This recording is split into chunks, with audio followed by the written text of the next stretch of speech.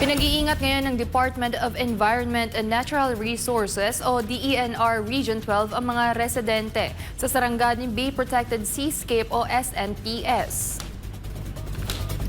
Ito ay matapos na mamataan ng Sarangani Bay workers at mangingisda sa pamamagitan ng drone camera ang malaking buwaya sa katubigan malapit sa Wanivo Village Extension, Barangay Lun Padido, Malapatan, Sarangani Province nitong Miyerkules, 11 ng Setyembre.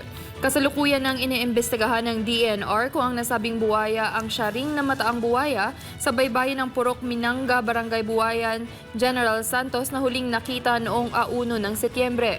Ang buwaya ay tinatayang nasa 3 hanggang 4 na metro ang haba. Pinag-aaralan na rin ng SBPS ang posibilidad na ang lugar ay natural habitat para sa mga buwaya at mula dito ay isasagawa ang nararapat na hakbang.